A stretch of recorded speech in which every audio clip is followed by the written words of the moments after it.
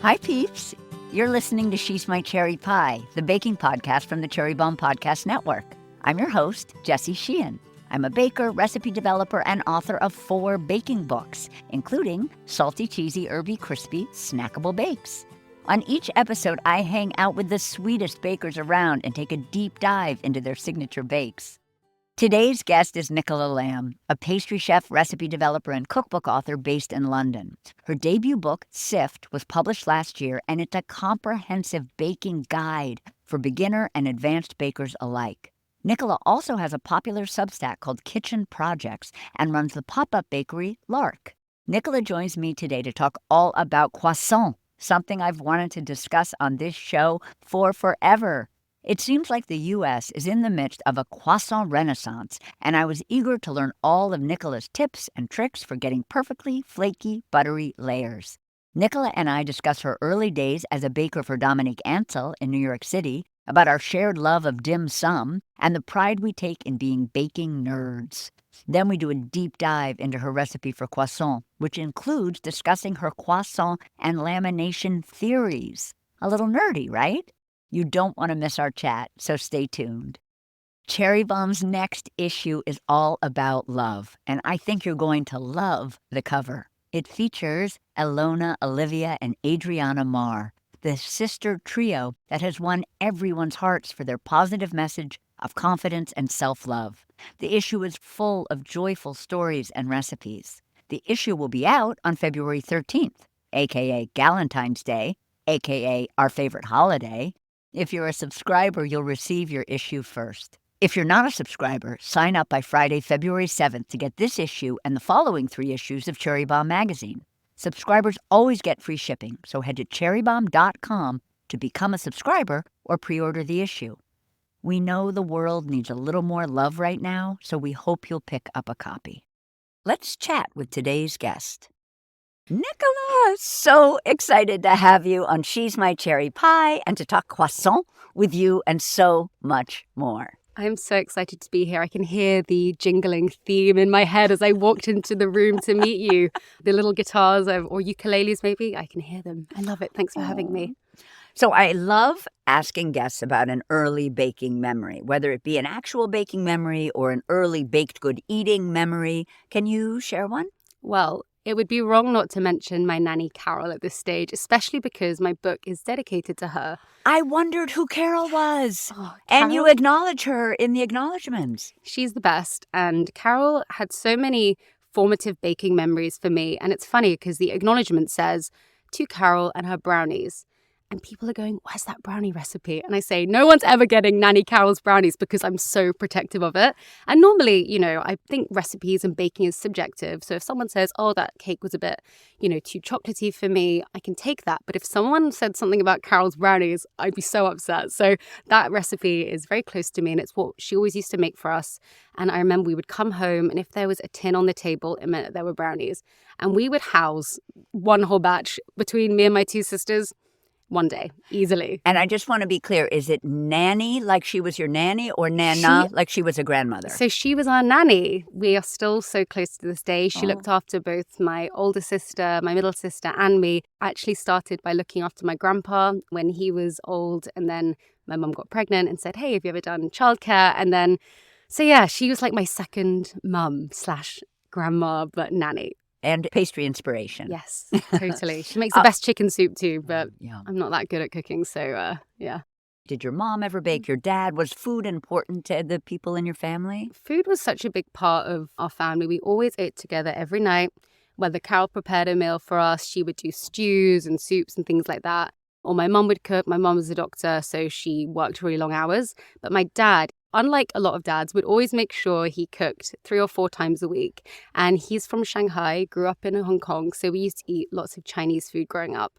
And so I got so influenced by those kind of beautiful, like soy saucy, umami flavors, crispy, really fresh vegetables.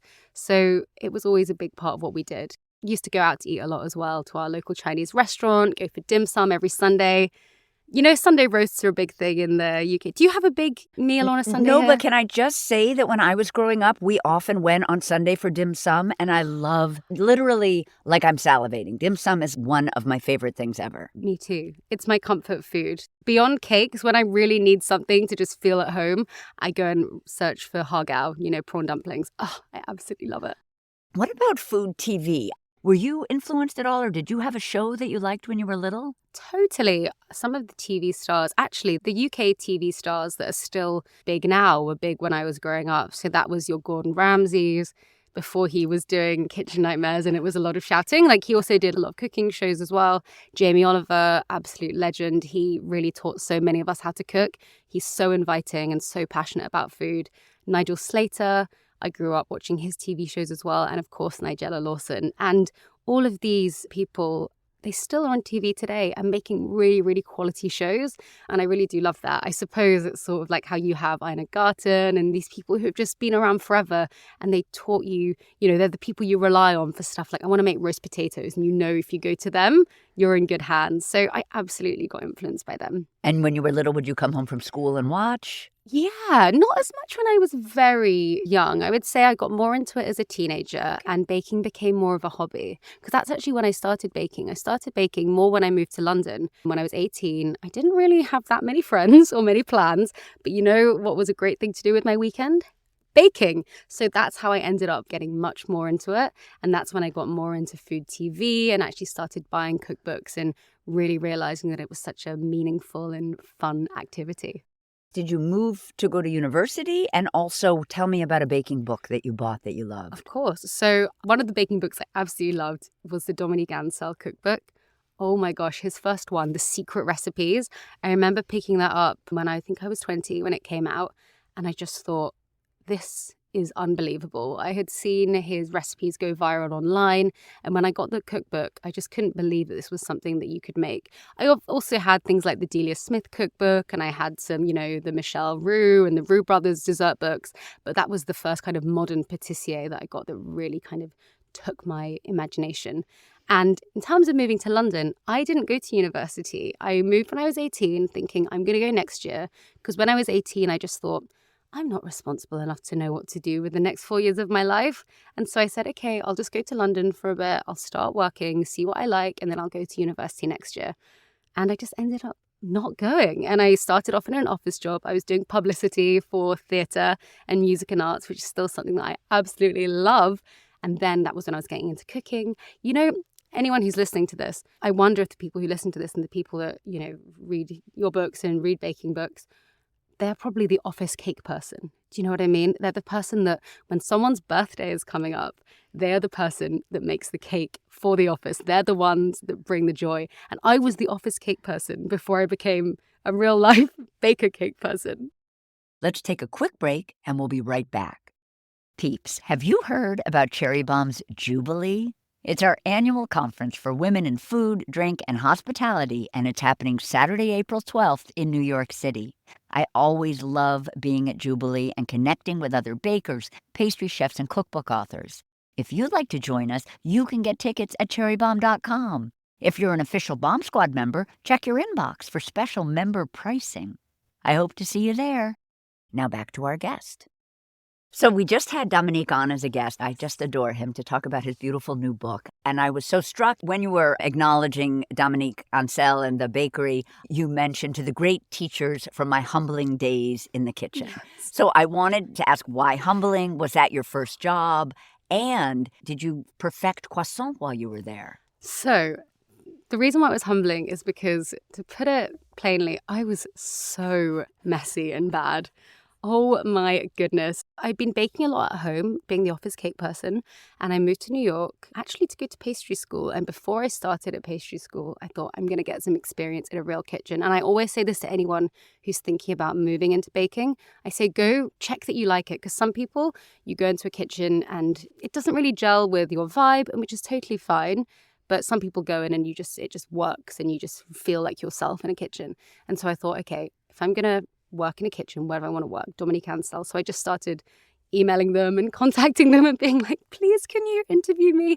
I would love to work, whether it's work experience, a stage, whatever it is. Eventually, very nicely, I went in and they said, okay, you can come in and we'll have a chat with you. And I remember I went in and they said, oh, well, Chef Dominique's actually here. He's going to interview you. My heart, I was like beating so fast because I just thought, I am such an amateur. Like, I know I'm starting pastry school and I'm going to learn. But I was so nervous and it was extraordinary. And I remember that same day I was going into school for an early, Jacques Torres was going in to do a talk about chocolate. And I remember at the end of our conversation with Dominique, where he had very nicely interviewed me and given me his time, even though who was I? Like, how generous. And he said, okay, come in for a trial. What are you doing the rest of the day? And I said, oh, I'm going to this Jacques Torres talk. And he said, oh, tell Jacques I say hello. And I just thought, I can't do that in front of the other students. Can you imagine? I go in, oh, hi, Chef Torres, it's Chef Dominique. So I said, okay, yeah, I will, but I didn't. And then I went in for a trial the next week and I had never been in a professional kitchen before. My spatial awareness was terrible. I was so messy. And I remember they asked me to mix 20 kilos of devil's food cake. And if you know that batter, it is a runny, dark cocoa, coffee powder, espresso, chocolate batter. And I remember just thinking, and it's not that they made me feel like I couldn't ask for help. They absolutely did. This was my own, I was just thinking, just power through. And I remember putting in all the cocoa. What do? I turn on the mixer. Cocoa all over me. And I was obviously stressing. And I remember the head chef, Noah, at the time, he came over and he was like, turned off the mix and he was like, go and get changed, come back, and we'll go through this together. I really was learning from scratch and I absolutely loved it. And even though I was terrible in that trial, I think they saw that I was enthusiastic. And I think part of being a chef is the love for it. And I think often, you can build skills, you can't build enthusiasm. So I remember at the end they said, okay, you can come in, you can start. And I'd been working in office jobs, okay? So I remember going, okay, I'll see you soon. They said, okay, well, you start tomorrow at 4 a.m. I was like, oh, I thought I was going to come in at like 10 on a Monday, mix a few cakes. And I said, okay, great. And I absolutely loved it. And it was perfect because I was living in the Lower East Side at the time, above a bar called Pianos. And that actually closed at 3. So all the drunk people would come out at 3 a.m. I would wake up and then I would go to work. Perfect. I loved it. And so was that where you learned to make a croissant? No, that wasn't. Okay, so I remember, and actually this is why croissants are so important to me in a way, because his croissant was perfect. And actually every day at Dominique Ansel, they did the croissant crumb check for all of his different shops. Everyone would always send a photo to Chef Dominique of how their croissant was that day because he's so particular about it. And I remember I used to come in at 4 a.m., sometimes 5 a.m., sometimes 6, and I would see the lamination guy. He was called Alex, the guy at the time. And I would see him and I just would think, I could never do that. I'd say, what time did you start? He says, midnight. And I just thought, gosh, I could never work through the night like that. And I remember thinking about it, thinking, I could just never do that. I just don't have it in me. And then a few years later, when I was in between jobs and I was trying to work out what I wanted to learn next, I thought, okay, Nicola, let's see what you're made of. Let's see if you can do it. Because I think I was 24 at the time, and I maybe 23 at the time. And I thought, okay, you know what? You can do this. You're a young, vital person. You can go and do night shifts. And I went around London because I was living back in London. And I tried all the different croissants from lots of different bakeries. And there was a place called the Little Bread Peddler in South London. And I went there among a lot of other places. And that was the best croissant I had in London. And I said, okay, I'm going to work there. I'm going to do that. And that job really changed my life. I went in and I would start work at 10 p.m., which is even earlier than the guy had worked in New York. And so my alarm would go off at 9 p.m. every day. I would go into work and I would start mixing the croissant and I would do the bake shift and I would learn how to laminate. We made about 10,000 pastries a week there because it was supplied lots of different shops. There, I really honed in on my love of perfecting and I loved the repetition. Some people, it would drive them insane. It would be corporal punishment to have to go in and do the same thing every day, same. But for me, I absolutely loved it. And I loved that I had to make the same product perfect every day because there was someone that relied on that croissant for their breakfast. And how disappointing if you've been looking forward all week to having that beautiful fresh, golden, crunchy pastry. And that was my responsibility to deliver that croissant to them. And I absolutely loved it. So, yeah. Tell people what the Dominique crumb check is. That's when he Yes. cuts the croissant and have to look at the honeycomb. Yes, you do. You have to check the honeycomb. And you know what? There will be people that say, don't stress, especially if you're making them at home, don't stress too much about that honeycomb. But if you are Chef Dominique Ansel, you want to make sure that all of your croissants are perfect. That's when that honeycomb, it's open, depending on how many turns you do. And I know we'll get into that. Will depend on how open that crumb is. So it's just to check that the croissant's been laminated properly, that it's been proofed properly, that it's open to its sort of maximum potential. How would you describe your dessert or baking style? So I would say that I am quite classic, definitely influenced by French and British. Absolutely. And I would say my baking style is quite detailed. So I'm very detail oriented on the bake, exactly what that crust is going to taste like. I might not make the things that are the most ornate always. I can do the ornate thing, but I'm much more into the detail of the crackle of the crumb. So I would say it's almost those invisible details, that's what I really care about, the experience of how a cake crumb dissolves in your mouth. I mean, I do love decorating a cake, I do, but I really care about kind of that interplay of moisture and texture and crunch. So that's what I think. So detail-oriented, maybe? What do you think? I love.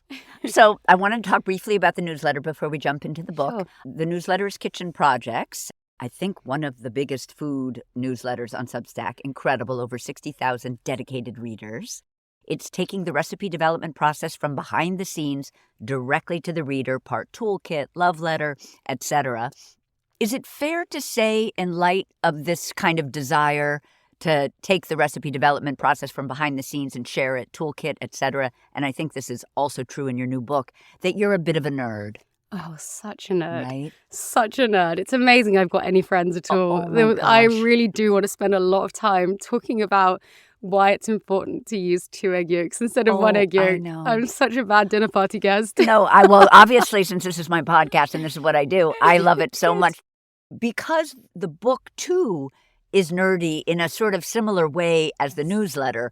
It's your debut book. It's called Sift, which I just love the name. Thanks. Would you say that Kitchen Projects kind of birthed Sift in a sense? Absolutely. When the pandemic happened and all the restaurants closed, that's when, about a year into that, is when I started the newsletter. And it was a time where, you've spoken to chefs before, you'll know that the schedules are pretty punishing. They're really crazy. And you're so focused on getting that croissant or that cake out for the next day that there's not often time to stop and ask those questions. And that is when I had all this time during the pandemic, that was when I was able to say, okay, pastry shrinks sometimes. Okay, why actually is that? Is it the lining? Is it the formulation? What is happening? And I was able to start conducting these tests and answer these questions that had plagued me for so long, because finally I had this very open schedule. And then I started thinking, okay, I want to share this information, because for me, there's no point gatekeeping that kind of development information.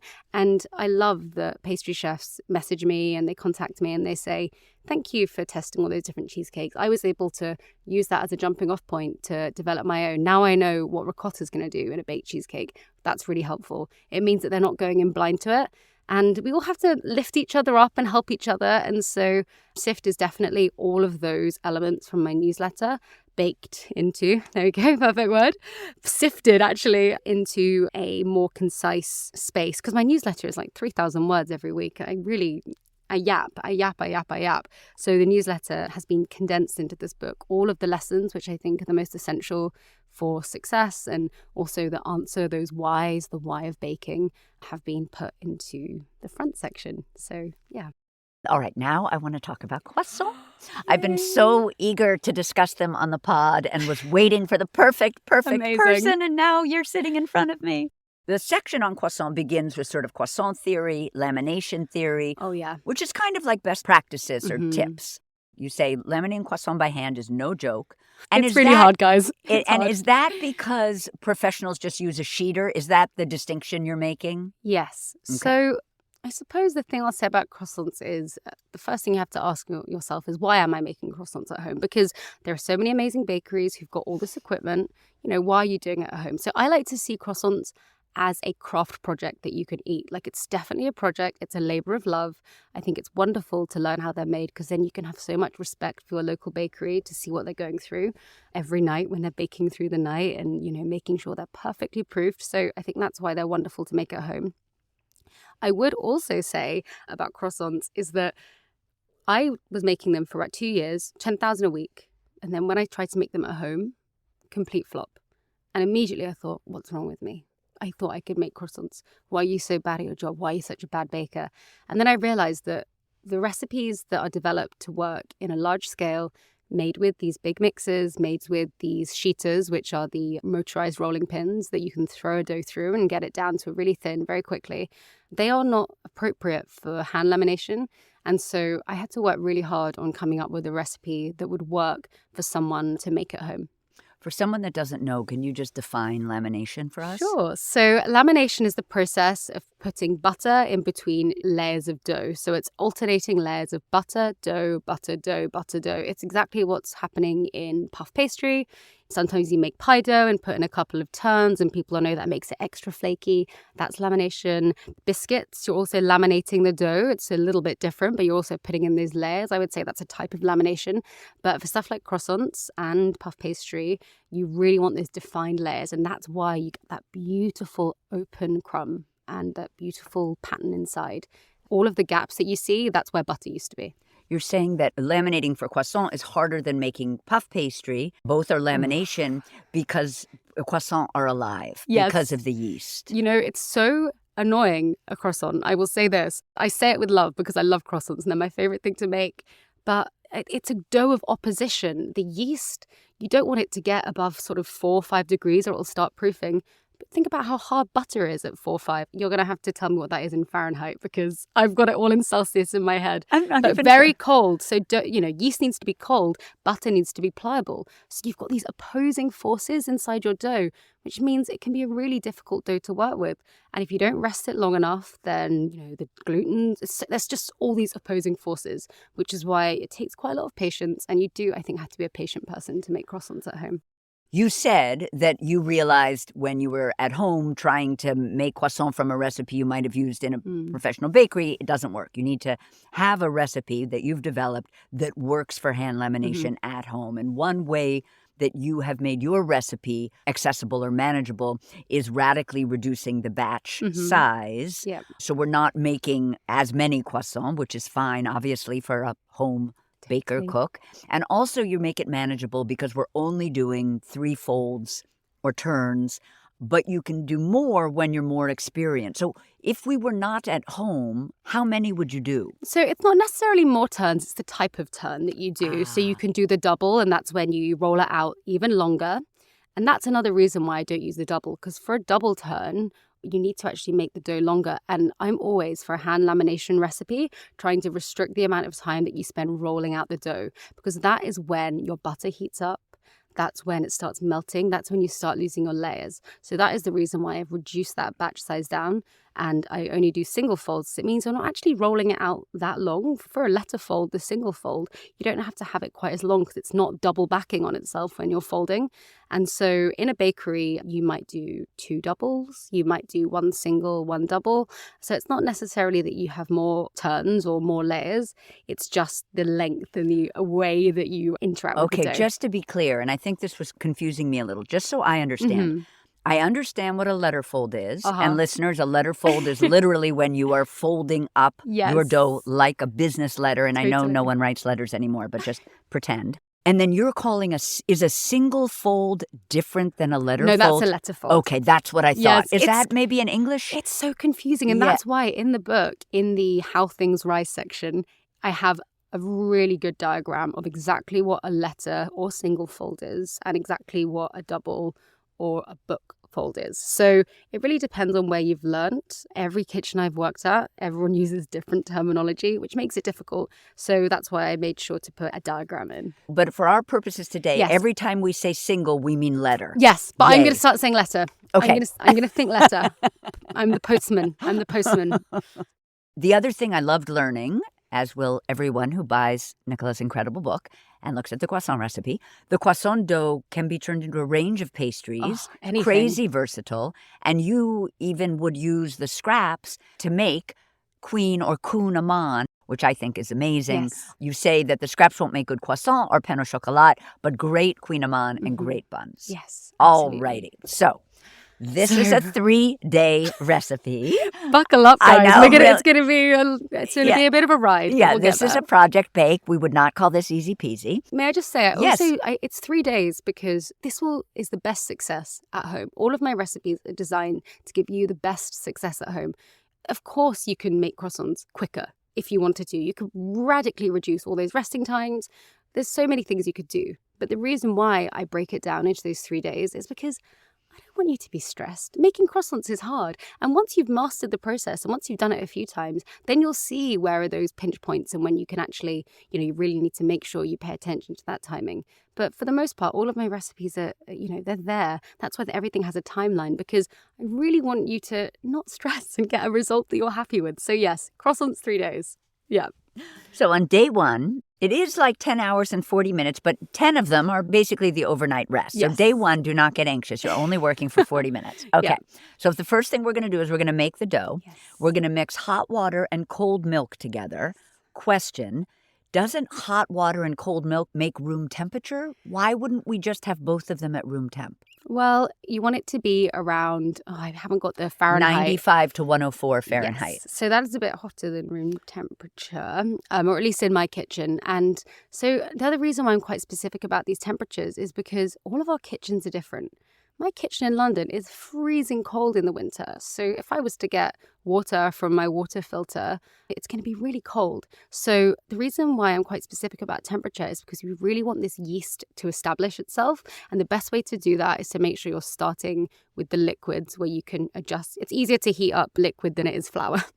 You would risk burning your flour in the oven if you thought, I'm going to get this flour a bit toasty. It's much easier to heat up the liquids, and then you're going to guarantee that your yeast is going to activate, and that's going to set you up for success for the rest of it. So we're going to pour the hot water and the cold milk into the bowl of a stand mixer. We're going to add bread flour. We're going to add fine salt.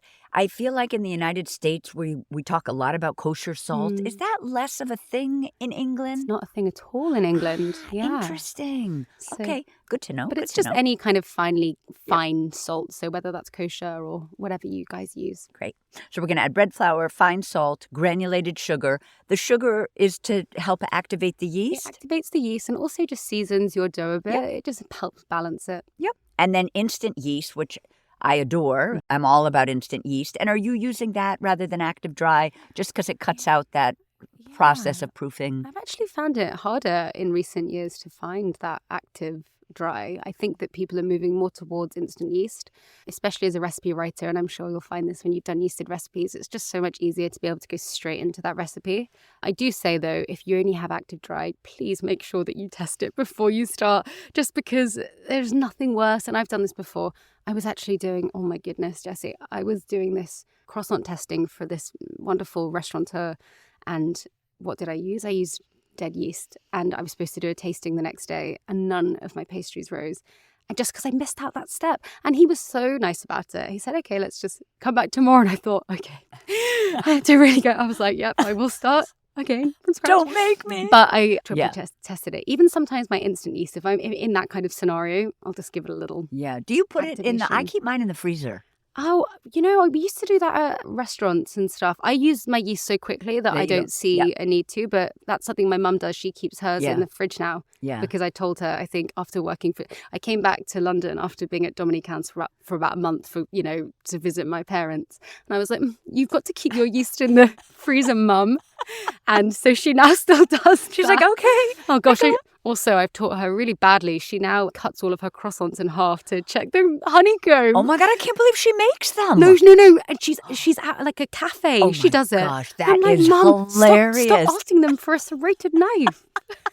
She's like, I need to check the honeycomb before She'll be at this. Starbucks and she'll get a croissant. She'll be like, look at the crumb. I'm like, okay, Mum, don't worry. You don't need to check that one. Oh my God, that is hilarious. I love your mom. So we're going to mix all of this together slowly using the paddle attachment. And once combined, we'll switch to the hook, mix for a minute on low speed until well combined. Now we're going to add softened, unsalted butter. Are we adding all at once? You can add it all at once. Okay. It's just a small amount. Not all croissant recipes have butter in the dough, but it just helps with flavor, and it also helps kind of extensibility, I think, and it helps the texture of the dough. You actually want your dough to be quite a similar texture to your butter, and I think by putting a bit of butter in your dough, you're kind of emulating the texture of the butter, because that is why during lamination you'll have a much easier time to combine them if they're similar. So we're going to mix for 3 to 4 minutes on medium speed until smooth. We'll create this large, stiff dough. Then we'll remove the dough from the mixer, smooth it into a ball, rest it covered for 30 minutes at room temp. What are we covering with? Oh, I just use the mixer bowl. I take it out and then I just put the mixer bowl on top. You can also use cling wrap or whatever you've got, but I think just the bowl on top. I actually always have a lot of big bowls in my kitchen, some plastic, some glass, just to cover doughs, because I actually think it's the nicest way to proof things. We're going to let it proof under our bowl for 30 minutes at room temp, and it'll be somewhat puffed, though not dramatically, and active. When you say active, what do you mean? We just want to know that yeast is alive. Anytime you're making a croissant, you need to know early on that your yeast is getting established. You can actually push, some bakeries, they do this first proof to develop flavor, etc. for a really long time. But all I want to know for this croissant is my yeast alive? Because if you skip this step, it can be a real struggle to get the yeast to kind of take across the whole dough, and proofing later is much harder. So if you do some of the kind of proofing up front, make sure that yeast is active, make sure that it's kind of happy and it's starting to chomp down on all of the sugars and the starches. That way you just know you're set up for success for later, and things are going to proof a lot quicker. So now we're going to split our dough into 3 portions. We're going to shape each into a rectangle, wrap in reusable plastic bags or something very well sealed. We're now going to put that dough or those little bags into the fridge for about 8 to 10 hours or overnight. Dough will expand overnight, which will show us that it's alive. And all the rest, was an interesting thing about lamination for croissant because of the yeast. All the rest for gluten relaxation have to happen in the fridge or the yeast ferments and the butter will warm up. So I thought that was very, it's not with regular yeasted dough maybe where you'd leave it on your counter. Yeah. No. That's why croissants are so annoying. You've got really these opposing forces. They cause you problems all the way to the end, trust me. But it's worth it. So now it's day 2. We're going to laminate our dough. So the first thing we're going to do is make our butter block, which is the block of butter that we're going to wrap our dough around. And we have to work quickly. We need to cut very cold butter. And you say that it's really important to use a good quality butter, at least 80% butter fat for the best end product. So we're going to cut very cold butter into strips, lay them into an approximate rectangle shape on a piece of parchment. So what is the tool that we're cutting the butter into strips? And I'm assuming since we're going to kind of be playing with the size, we don't have to worry too much about the size of the strip at this point. At this point, not too much. I just use a bench scraper. I'm obsessed with my metal bench scraper. I think it's the best tool for cutting butter. Absolutely. The reason why we also want to not make our butter block in advance is that once we've pounded it into shape, that is when it's going to be its most pliable. The moment you start making your butter block in advance, you put it in the fridge, you put it in the freezer, it might harden on the outside and it might be soft in the middle still. And so for people that are just starting out, I always say, make your butter block when you're ready to use it. So what we used to do at the bakery as well, we would shape all of our butter blocks and then put them to one side. We would never do them in advance. I have that note. Okay. Pop in the freezer or fridge to rest while you roll out the dough. Yes, but not too long. And do not prepare your butter block until you're ready to laminate because you want that block to be bendy. You don't want it to snap or break, and you do not want it to be greasy before you laminate. Because, people actually say, oh, I'm really worried about my butter being too warm. But actually, your butter being too cold is actually just as much of a problem. It will splinter, and even though you'll still get something that looks nice, it will still be tasty.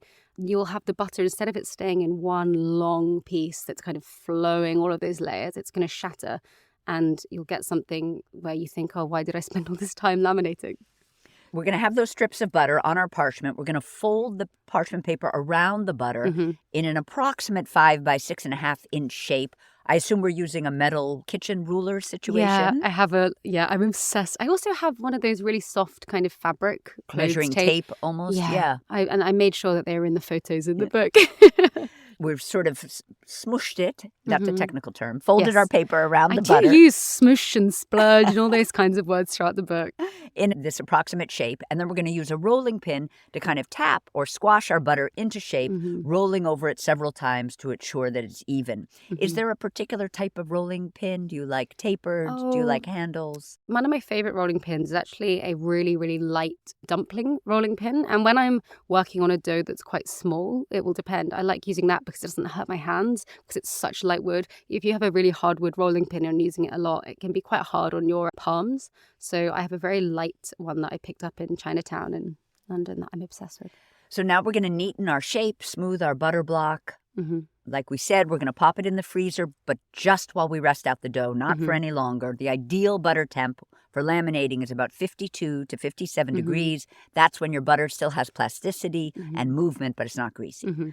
We don't want it to smudge, but we want it to be bendable. Yes. The key for beautiful layers in your pastry is this. Yes. So do not make croissant on a hot day.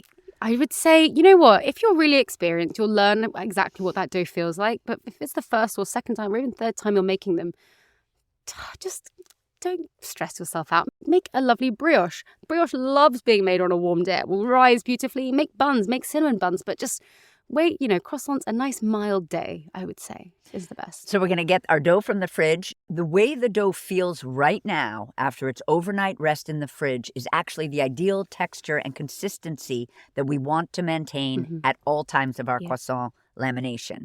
The butter will be a warmer temperature, but it still is going to feel the same. I thought that was a great tip from the theory. Now we're going to lock our butter. So we're going to roll the dough out to about 6.5 inches by 12 inches, which is about double the size of the butter block.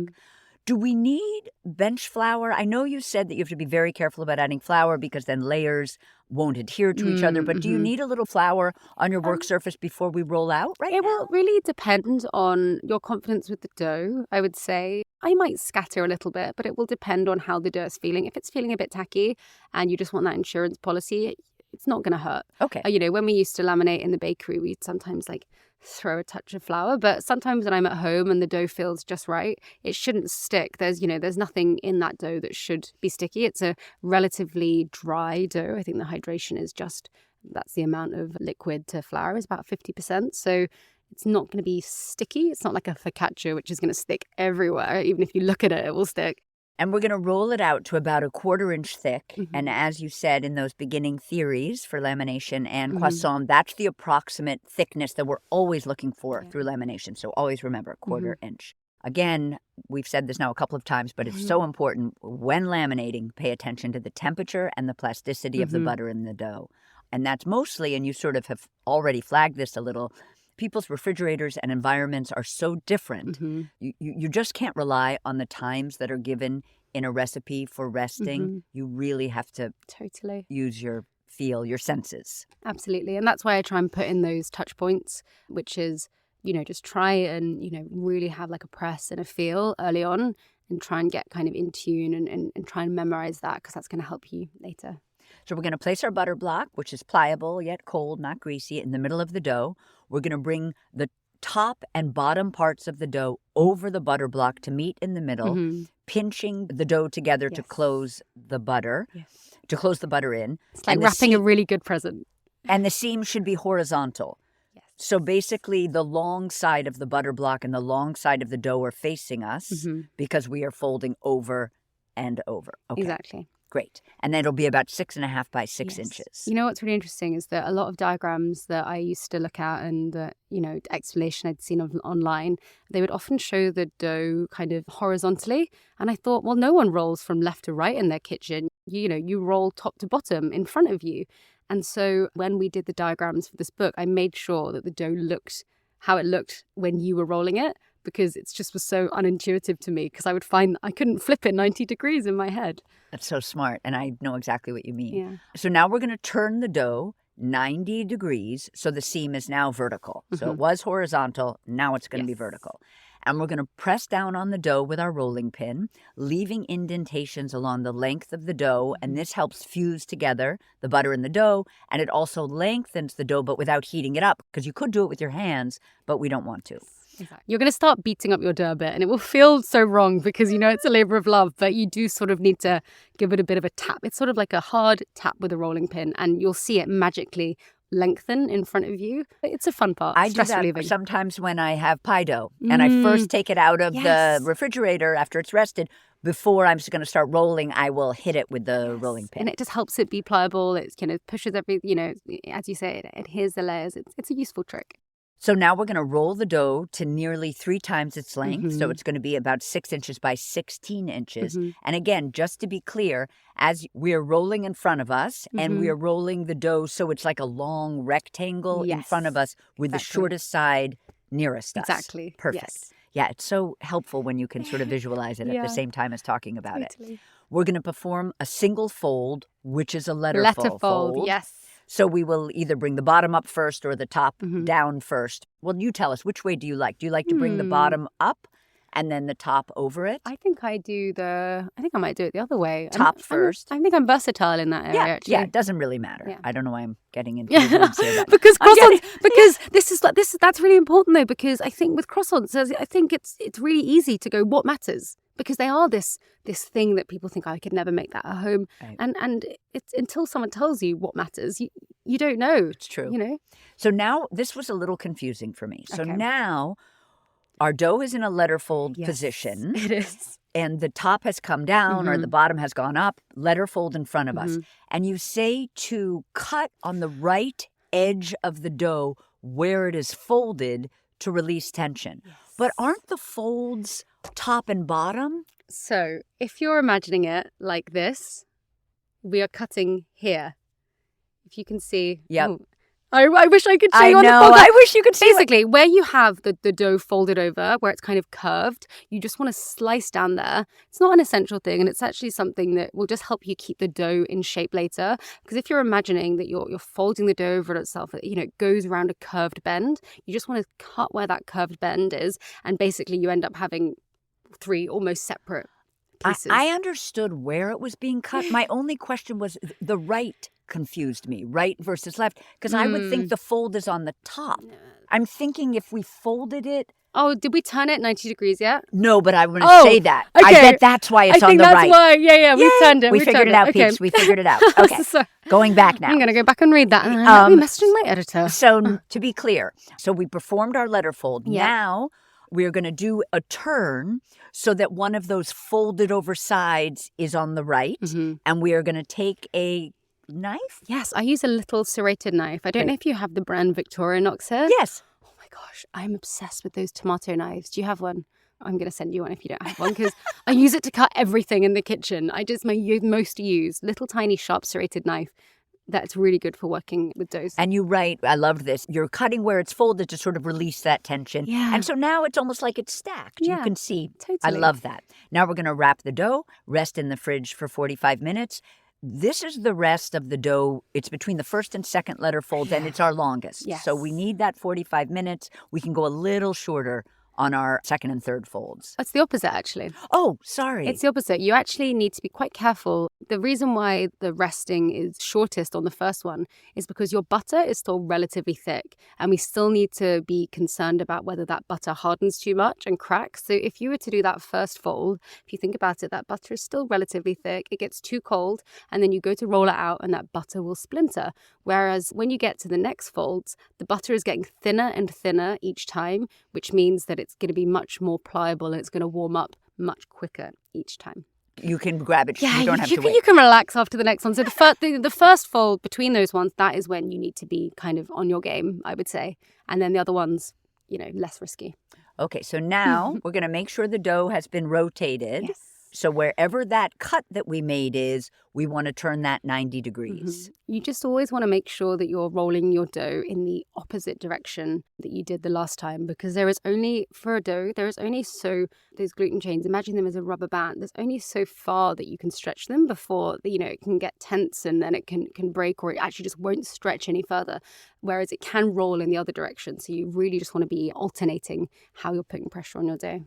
That's a great way to think about it. The most important thing is just make sure you are rolling out the dough in a different direction than you rolled it before. Exactly. So now we're going to press down on the dough to leave those indentations with the rolling pin again, roll out the dough to the same size as before, perform another letter fold, repeat the cut on the right edge of rotate, cut, and back in the fridge. This time... Everyone's pros by now. They'll just be doing those folds, easy peasy. Yes. Now we're going to rest for maybe an hour and a half. Again, we're going to make sure that the dough is rotated 90 degrees. We'll repeat the pressing down on the dough to leave an indentation and do another fold. That is our third fold. Done. Lamination complete. Exactly. We did it. Exactly. You're basically, there you are. You've made croissants. So now we're going to rest the dough in the freezer overnight. And then, great tip, thaw it for at least 2 hours in the refrigerator. This is a Nicola tip for the best final product. Freezing laminated dough for at least 4 hours, thawing in the fridge. It completely stops the yeast in its tracks before final shaping. Yes. Final shaping is quite intensive, as we'll talk about. And so you really want to get yourself in the best position. You want that dough to be cold so you're not battling with your butter. Now it's assembling, proofing, and baking. And you warn us that croissant, it's an unforgiving shape. So take our time. We're going to take our time, and we're not going to rush the proofing. Yes. We're going to take our thawed dough from the fridge. We're going to make sure the dough is rotated 90 degrees. So whatever edge we cut has now moved over. Or as you said, I'm just going to simplify it. We're going to make sure that we are rolling out in a different direction than we rolled out during that final fold. Yep. We're going to roll the dough out quite large. Well, not quite large, but 10 It's a small dough, so it's as large as it can be. Roll out dough to be about 10 1/4 inches in length. We do not want to fight the dough. You can always put it in the fridge to 100%. rest, well wrapped, 20 minutes before continuing. This may be just a language thing, but I was a little confused. You say you want to work the dough crosswise. So... Does work the dough, do you mean roll it? Yes. Oh, so it means that, let's say if you're rolling top to bottom, it means now start going left to right. Okay, yeah, the work. Maybe that is a Britishism. Yeah, That's we so would probably funny. say now roll crosswise. Yeah. I knew what you meant. We are, I just wanted to clarify. I think they say America and the UK, it's countries separated by common language.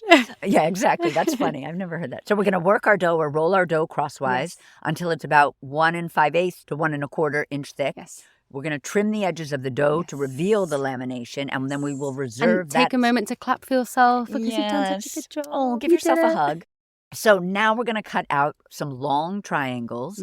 Each one is approximately 3 1/4 by 9 1/2 inches and weighs, there's a weight for each triangle, about 80 to 95 grams. So I wonder, do you recommend weighing the entire piece of dough and dividing it up so that each one is exactly the same weight? I would just do it by size. Okay. 100%. If there's a little bit of variation, also, this is a handmade product. If there's a 5 gram variation, you're not going to be sending your honeycomb check to Chef Dominique. So you just... Or to Chef Nicola's mother. Exactly. Exactly. Yeah, doctor turned croissant. Yeah, exactly. Critiquer.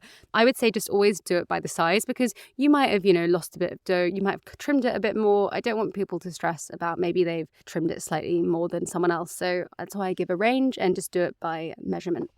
So we're going to rest the shapes for 20 minutes in the fridge. Are we resting them on like a parchment-lined baking sheet? Yeah. Okay. You can make sure that, I guess the only thing that happens in the fridge is they can get a bit crusty if you've got a very cold, airy fridge circulating. American fridges are very, very cold. They're amazing. So just make sure it's covered so you don't get crusty bits. And are we covering with cling wrap or You can use plastic cling wrap. You can use parchment. You could put another tray on top. Just anything that's preventing a lot of air circulation. Okay, perfect. And I think this is your point. You write in one of the theories, probably the croissant theory, maybe the lamination theory, about the final rollout. And I think this is one of your tips. Just give it this extra rest right now. Yeah. Just to go back to cutting out the long triangles, what tool are we using? You can either I usually use a ruler, and then you can either use a kitchen knife. If you've got a really nice long chef's knife, you can do it in one cut. If not, I use a very sharp knife and you just sort of trim along. So not like a pizza cutter? You could use, but have you ever met a pizza cutter that actually cuts through dough or anything? Because I haven't. Not without attaching itself to the dough, so then you're pushing the pizza cutter. Yeah. Do you know what? If you've got the magical pizza cutter, use that. It looks cool as well. It feels good, but I personally don't have a good one. So okay.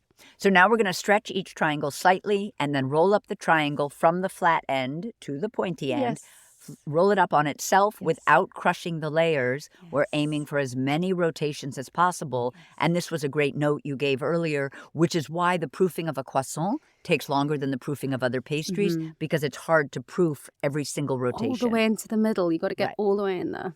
So now we're going to place the croissant on a baking sheet lined with parchment paper with the tails tucked underneath. Lightly cover with a large bowl at this point? Yeah, Or you can use, some people have those big Tupperware containers. Maybe you go to cookouts. Maybe you take, dinner rolls to someone's house. People often have, you can have these big containers just to put over the top. Maybe you've just moved house. Maybe you've got those big kind of Rubbermaid containers that can go over. Or you can use your oven, which I know that we can talk about. Just anything, any kind of chamber, because you really want your croissant to stay supple, because the moment that the outside gets a crust, as it's expanding, it's going to rip, it's going to break. That yeast is going to start getting to work. And if the outside isn't supple, then it will just crack and it will physically break. And then you'll have a croissant that kind of looks like a croissant around the sort of bottom third and looks more like a bun at the top. Can you quickly tell us about using the oven? Of course. Yeah. Okay, oven as proofing chamber is so brilliant because it's a sealed box, and it's really good for doughs because you can get the light on in the oven and that actually warms it very, very slightly. But my favorite thing to do is to get a pan of water. You can boil the kettle if you want. I know that you don't have kettles as much in the US, but in the UK you can stick your kettle on, or you can heat up some water in a small saucepan and you can put it at the bottom of the oven. And then what that's going to do, it's going to add steam. And again, it's that lovely humid environment. If you go to a bakery, you'll see these amazing proofing chambers that they've got. And those are exactly the right temperature. They'll be like 29.3 degrees and they'll have 20% humidity. And so we can't be as exact as that at home, but we can semi-recreate it. I would say what I suggest to do, and there's a diagram of it in the book, is I heat up my water until steaming, put it in the bottom, or... So not boiling? If it's boiling, it actually can heat up that chamber too much. That's what I was worried about. It can depend, and that's why I actually say put it in and then leave it for about 10-15 minutes and just let the temperature come down to a with little the oven bit. Closed? With the oven closed. Okay. And when you open it, it's going to look like a sauna. It's going to be a steam room. There's going to be drips of water everywhere, which is exactly what you want, because then your croissant can expand without worrying about getting dry skin and it cracking, So yeah, that's how I would do that. If we're using our oven as a proofing chamber, no light, steam some water, put it in a dish, put it into the oven, Yes. Close the door, 10 minutes, and then we can, because this would work for anything. If you have a digital thermometer, do check.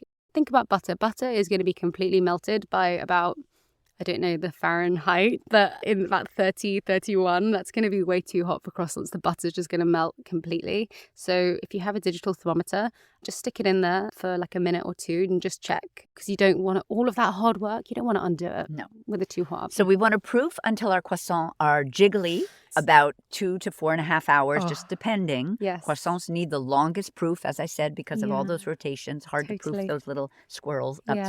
Swirls. I love it, the squirrels. That's cute. And you actually recommend underproofing. So we're going to take out from our makeshift chamber 30 minutes before baking while we're heating our oven to 425. And I love this. We'll know the croissants are proofed when it's almost like they're filled with air, they jiggle a little, and they're double in size. You really can shake the tray, and they should wobble really pleasingly. They look great. Now we're going to gently brush the croissant with an egg wash, and I love that your wash contains salt, because as does mine, no liquid, just the salt to kind of break down the white and make it easier to brush. Exactly. She knows, everybody. Jessie knows. Now we're going to turn the oven down to 400. Tell us why we start high and then go down. When you put anything laminated into the oven, you really want that initial shock of heat, because that's going to help the butter turn into steam and it will evaporate and create those layers. So with home ovens, especially, because the home ovens are actually very vented, a lot of hot air escapes. So the moment you open your oven, you can be in trouble and it starts dropping. So as an insurance policy for home bakers, I always start hotter, and that's when you put it in, it will probably drop to the perfect temperature, and then you're going to make sure you get that hit of heat. So we'll turn down to 400. We'll bake the croissant for about 18 minutes, rotating after 12 if needed. When you say if needed, is that just because some ovens have hot spots and some? Yeah, mine, I have to rotate. Yeah. And but don't open it before 12 minutes. That's why I say it's more than half into the baking process, because if you start turning it too early, they're going to collapse, because they're fragile structures, croissants are. And what are we looking for it looks to me, unless I missed something, that the signal for them being ready is just time? Just color. Yeah. Color and time. So Colour we and want time. them I mean, golden brown. I like a nice dark bake on my croissants. Some people might look at my croissants and go, "Ooh, that looks burnt." But for me, it's perfect. You can go by color. Some people only bake their croissants for 16 minutes. Some people do 20 minutes. You know, it really just depends on what you like. Because remember, you've made these croissants. You need to make them how you want. And you've written that they should feel light, like incredibly light. In the book, which is fantastic, you Yeah. offer lots of diagnoses for why they might not be that. When you say they should feel light, incredibly light, do you mean literally we could pick one up from the oven and test it? And if it feels light? Well, let them cool slightly. Okay. Get them cool slightly. Because also, once they're baked, there's nothing you can do. Okay. Do you know what I mean? Like Yes. once the croissant is baked, you can't go back. You can't unbake it. You can't overbake it. You know, everything that you've done for the croissant has actually happened in that lamination process and that proofing process. The baking is important, but like really, the structure is put in early. So it's a really good way to know if you've had a quote unquote successful croissant, because they will feel light because that butter has evaporated, the steam has evaporated, and it will be surprisingly light. And so once they've cooled slightly, get a tea towel and you can just lift them up and you'll be surprised at how light it is. Oh my God. That's how I would know if my croissants had been successful when I was doing all these tests before I even cut it open, was how light they felt. Go to any bakery and you'll be like, wow, that is actually light considering how much butter is in there. So we're going to let them cool completely on the baking sheet, and they're best enjoyed within 2 to 3 hours of baking. Yes. And I'm afraid so. oh my gosh, thank you so much for My chatting with pleasure. me We got there today, Nicola. And I just want to say that you are my cherry pie. Oh my gosh, you're my cherry pie. You're my croissant pie. I know, exactly. You're my croissant. You're my light as air croissant. Yes, you are. That's it for today's show. Don't forget to follow She's My Cherry Pie on Apple Podcasts, Spotify, or wherever you listen. And tell your pals about us. She's My Cherry Pie is a production of the Cherry Bomb Podcast Network. Thank you to Good Studio in Brooklyn. Our producers are Carrie Diamond, Catherine Baker, and Jenna Sadu. Thank you so much for listening to She's My Cherry Pie. And happy baking!